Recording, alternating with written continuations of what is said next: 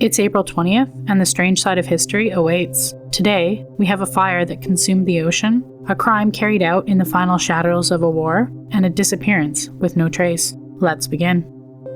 On April 20th, 2010, the ocean caught fire. 41 miles off of the Louisiana coast, the Deepwater Horizon rig stood alone in darkness until something went deeply wrong beneath it. A surge of high-pressure methane gas slipped past a faulty seal, rising silently from the well below.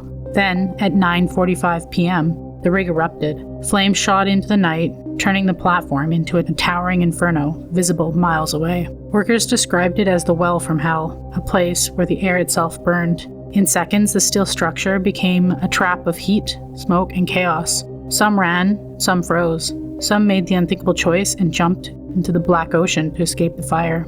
For over 36 hours, the rig burned, and then, on April 22nd, it sank beneath the surface. Far below, the broken well condition continued to bleed, unseen, unstoppable.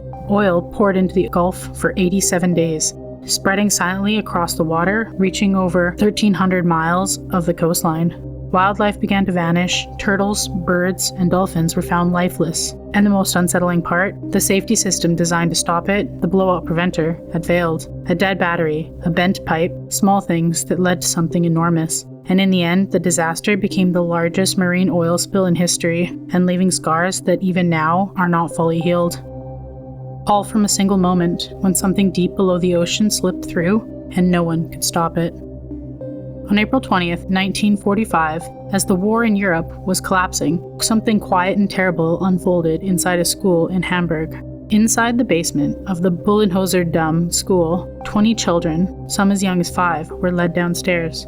They had been taken from different countries, separated from their families, and used in medical experiments at the Neuengamme concentration camp under the supervision of Kurt Heismer. They had already suffered through things no child should have to endure, and that night, the children were given injections to make them quiet, and then one by one, they were killed. Above ground, the war was ending. British troops only hours away, and the SS officers responsible were trying to erase what had been done. No records, no evidence, no voices left to tell a story. And for a time, it almost worked. The truth of what happened took years to uncover. The names had to be traced, stories had to be rebuilt from fragments. It was only through persistent investigations that the children were finally identified and remembered.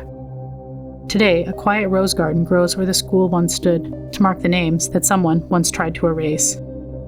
On April 20th, 1989, on a quiet stretch of highway in Montana, something happened that no one can explain. Just after 8:15 p.m., Patricia Meehan was driving along Highway 200 near Circle when her car drifted to the wrong lane and slammed head-on to another vehicle. The crash should have been the end of the story, but it wasn't. Witnesses said she climbed out of the wreckage, completely unharmed. No panic or confusion. She stood there, staring at them in a way that felt wrong. They tried to speak to her, but she didn't respond. Then, without a word, she turned and stepped over a fence and began walking into an empty, dark field.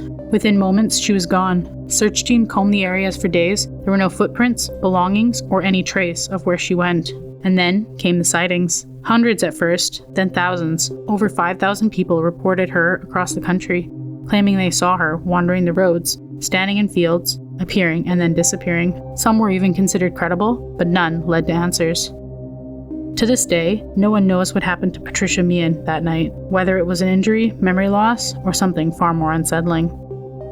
Another day, another strange bite from history. Like, comment, and subscribe. Your next eerie dose is just a day away.